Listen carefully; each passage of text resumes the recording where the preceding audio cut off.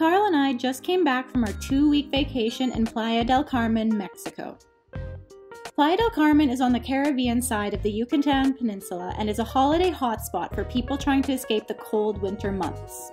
We had never been to Playa del Carmen, or anywhere else in Mexico for that matter, and didn't know exactly what to expect, but what we hoped for was culture, food, and sunshine on the beach.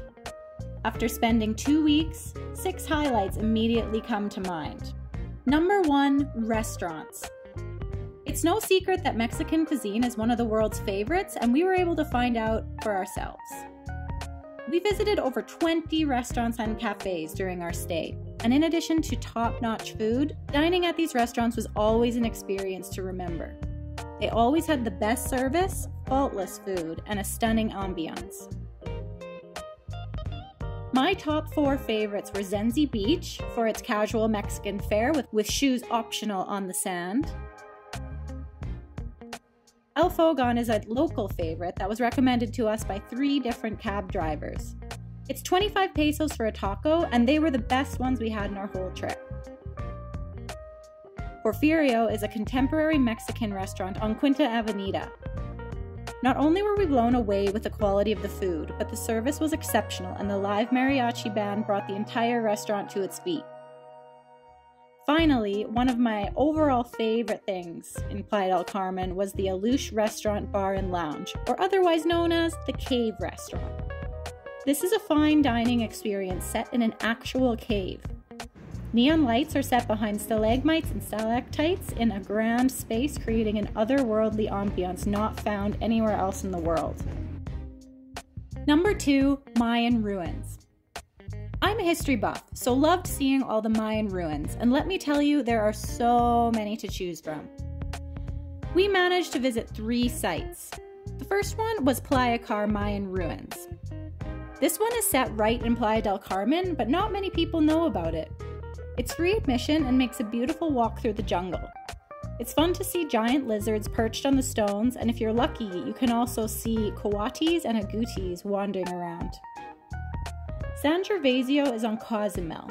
There's an admission for this one, but it is a much larger complex. There were hardly any other visitors when we were there, so walking around the temples and residential structures was a peaceful and more of an explorer's vibe. Another thing I really liked about San Gervasio was that you were free to walk around on the ruins. You can walk up ancient stairs and peek inside doors, which is rare in historical sites such as this. And of course, we also visited the great Chichen Itza. This site is humongous.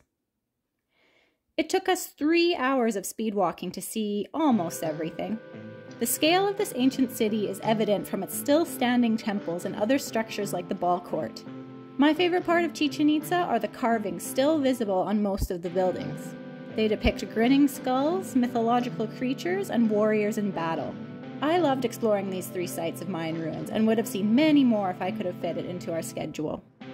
Number 3, a day trip to Cozumel. I know, a day trip out of Playa del Carmen isn't a highlight of Playa del Carmen, but this is one of those circumstances where it actually is. The ferry port to Cozumel is in central Playa del Carmen and only takes a 40-minute ride to the island. The main draw of Cozumel is, of course, the picture-perfect beaches. So we hit 2 beaches, one for wading in the shallow pools caused by natural rock formations, and the other for snorkeling. These beaches have icing sugar white sand and the clearest water you have ever seen.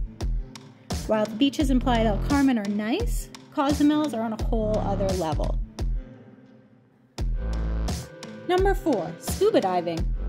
If you're an experienced diver or not, you're going to want to try scuba diving in Caribbean Mexico. It has a world-class reputation for being some of the best underwater exploring on the planet. We went with Phantom divers, and they took us only a couple hundred meters offshore. The visibility is one of the best I've ever seen, and the coral is vibrant, colorful, and very much alive, which isn't very common. Also, the variety of fish is fascinating. Number 5, Jardin del Eden Cenote. Really, this probably applies to all cenotes, but our day at Jardin del Eden Cenote was such a wonderful, peaceful, but at the same time adventurous activity. Seeing cenotes like this is another nowhere else in the world kind of experience. This one was a 20-minute drive outside of Playa del Carmen, in the middle of the jungle. All visitors are required to shower extremely thoroughly to wash off any sunscreen or bug spray, and the result is that it has remarkably fresh and clean water to swim in. The snorkeling is so unique in a place like this, with interesting rocks, nooks, and crannies to explore and vibrant vegetation. Also, if you're into a bit of adrenaline, you can do some cliff jumping or cave scuba diving. Number 6. Street art. As well as being a history buff, I also have a passion for street art, and Playa del Carmen was full of it. You could hardly walk around a corner without seeing a colorful mural adorning the wall opposite. Here, common themes are animals like jaguars and all manners of underwater creatures.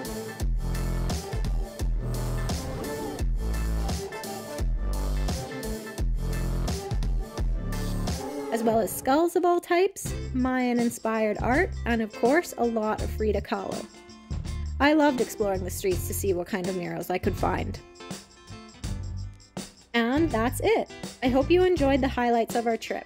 We loved our time in Playa del Carmen and can't wait to explore more of Mexico.